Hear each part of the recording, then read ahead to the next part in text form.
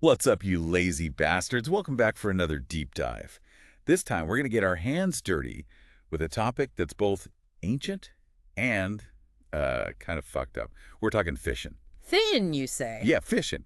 But not just the sitting by the lake with a beer kind of fishing. We're going deep, deep into the history of how humans have been pulling critters out of the water for, like, ever. Well, you're not wrong about the ever part. Fishing is so old, it makes pretty much everything else we think of as civilized look like it was invented yesterday. We're talking 40,000 years ago, back when Neanderthals were roaming around. Neanderthals, huh? Those knuckle-dragging cavemen? Yeah, those guys. And guess what? They weren't just scavenging for scraps. They were straight-up fishermen. Seriously. Those guys were actually fishing. Oh, yeah. We've got actual skeletal evidence. Like, there's this 40,000-year-old skeleton Tianyuan man, and the evidence shows he was eating freshwater fish on the regular. So you're telling me these prehistoric dudes were already hooking and cooking their own dinners? Damn, that's some serious OG fisherman shit. You got that right. Fishing has been keeping humans alive for so long that it's basically part of who we are. You know, early settlements, they always popped up near good fishing spots. Makes sense. Gotta have your protein, right? Exactly. It was the most reliable way to get food back in the day. It wasn't just about, not starving. Fishing was how whole communities were built. So these prehistoric dudes had their favorite fishing holes, but how the hell were they actually catching these fish? Did they just jump in the water and wrestle them? Huh. Not quite. But they had to be creative, that's for sure. Early fishing methods, they were all about using what they could find. Like, they started with traps. Traps? Yeah, simple ones. Think woven baskets placed in rivers and streams, where the fish would swim. It was basic, but it worked. Basket traps.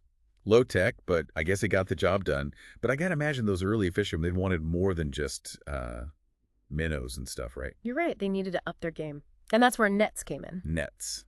Like fishing nets. Yep.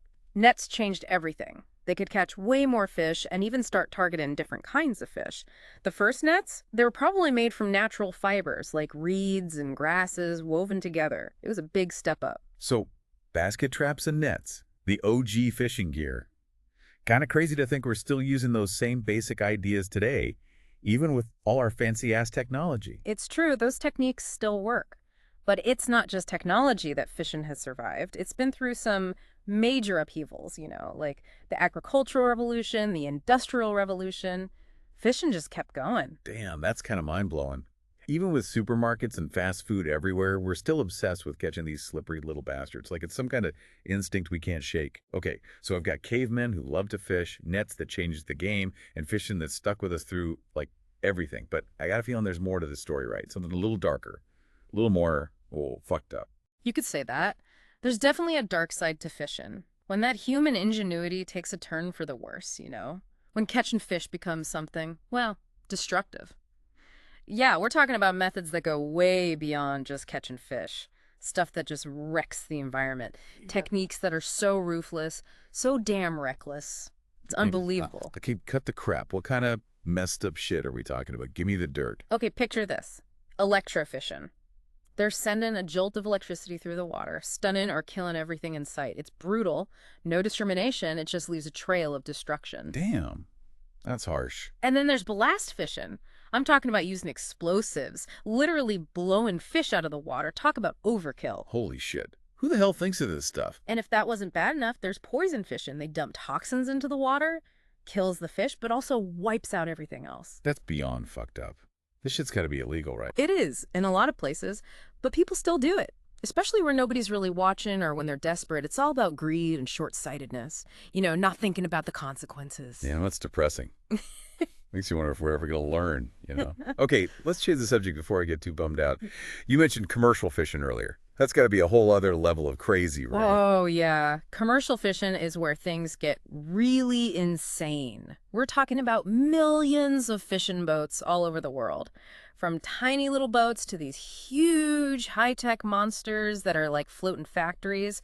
They can haul in an unbelievable amount of fish. Millions of boats. Seriously. Millions. It's a global industry worth billions and billions of dollars. Damn. That's a lot of money for some underwater critters. So what kind of fish are we talking about here? Are we eating the same 5 fish over and over? Pretty much. Herring, cod, tuna, anchovies. Yeah. Those make up most of what's caught. It's a lot of the same stuff, just packaged and sold in different ways. But here's the thing. Even with all these boats and all this effort, we're starting to hit a wall. A wall. Yeah. Overfishing is a real problem. We're fishing so much that some fish populations are collapsing. So millions of boats, billions of dollars, and we're running out of fish. Sounds like a recipe for disaster. What kind of gear are they using to do this? Some serious heavy-duty equipment, stuff designed to catch as much as possible. There are trawls, these giant nets, sometimes the size of a football field, that they drag along the ocean floor, scooping up everything. Jesus. Talk about overkill. And then there are purse seines, huge nets that they use to surround entire schools of fish. It's like trapping them in a giant bag. And then there are long lines, these lines that can be miles long with thousands of hooks that catch anything that bites. Damn, that doesn't sound too good for the environment. It's like we're stripping the oceans bare. No wonder we're running out of fish. You got it. And all that efficiency comes at a price. Trawling destroys habitats on the ocean floor. And all those nets, they catch more than just the fish they're targeting. What do you mean? Bycatch? All the stuff they don't want to catch. Dolphins, turtles, other marine life. It all gets caught up in the nets. Bycatch. That's a nice way of saying collateral damage. Sounds like a lot of innocent creatures are paying the price for our fish dinners. And it's all driven by corporate greed, right? Got to keep those profits rolling in. It's complicated, but there's no doubt that greed plays a big role in this whole mess. Okay, let's take a break from the depressing stuff for a minute. What about the people who just want to catch a few fish for fun? You know, the weekend warriors who go out with a rod and reel. That's recreational fishing, and it's a different story. It's gone from something people did to survive to a hobby. Millions of people do it. They fish for sport, for relaxation, to connect with nature, and yeah, for a tasty meal. So it's not all about hauling in the biggest fish. There's actually some, deeper meaning to it. Absolutely. For a lot of people, it's a way to escape the stress of everyday life. It's a way to unwind and connect with something bigger than themselves. I could dig that. There's definitely something peaceful about fishing. But I bet there are a ton of people who are obsessed with all the gear and gadgets. Oh yeah, there's a whole industry for that. Rods, reels, lines, lures, baits, hooks, you name it. Fly fishing has gotten really popular. It's all about technique and presentation. Fly fishing, huh? Sounds kind of fancy. So, with all these people fishing for fun, are there rules? You can't just let everyone fish however they want, right? You're right. Most places have regulations. Catch limits, size restrictions, fishing seasons, even gear restrictions.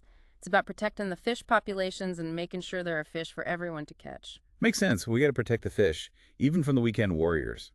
So, just out of curiosity, how many people are out there fishing for fun? Get ready for this. An estimated 700 million people worldwide. That's almost 10% of the entire planet.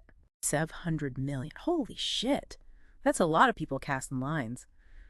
All right, before we wrap up this fishing extravaganza, hit me with one last crazy fact.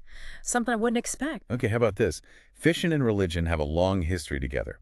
You see fish symbols in a bunch of religions, Christianity, Hinduism. Fish as religious symbols. You're kidding, right? Nope. Fish can represent abundance, fertility, spiritual transformation, all sorts of things. So you're saying I need to start praying to the fish gods for better luck on my next fishing trip? Huh. Well, maybe not exactly. But it's interesting how fishing shows up in our beliefs and spiritual practices. Did you know the Pope wears a fisherman's ring? It's a symbol of his authority, and it goes back to the Apostle Peter, who was a fisherman. The Pope, a fisherman? Yeah. Now that's a story for another deep dive. Okay, we've covered a lot of ground here, from cavemen with spears to modern fishing fleets, from destructive practices to spiritual stuff. It's been wild. But here's the big question. What's next for fishing? Can we keep eating fish at this rate without destroying the oceans? That's the question, isn't it?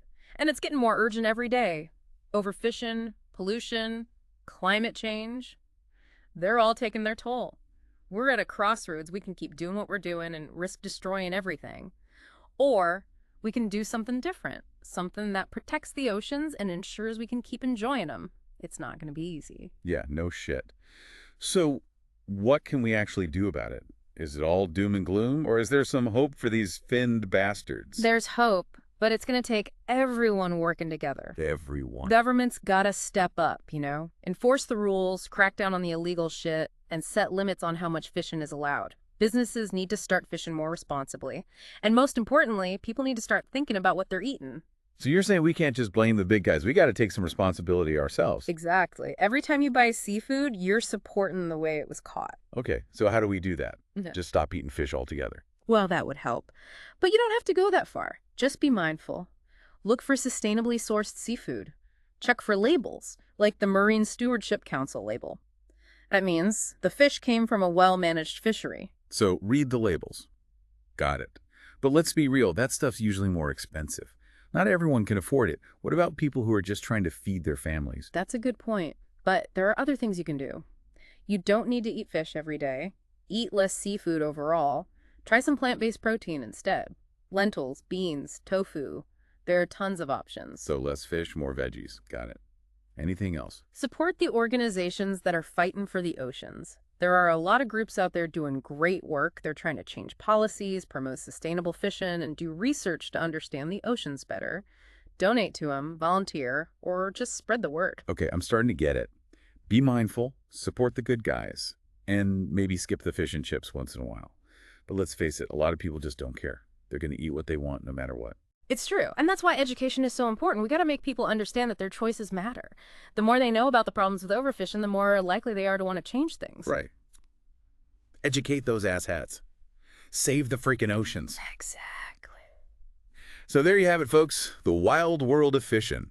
From cavemen with spears to giant fishing fleets, from environmental destruction to, I guess, hope for the future. We've learned a lot, maybe laughed a little, and hopefully realized that we all got to do our part to protect the oceans. Remember, every choice you make matters. So next time you're buying fish, think about where it came from. Think about the impact you're having on the planet. Choose wisely, you bunch of beautiful bastards. Choose wisely. And that's a wrap on another deep dive. Until next time, stay curious, stay informed, and stay pissed off about the things that matter. Peace out.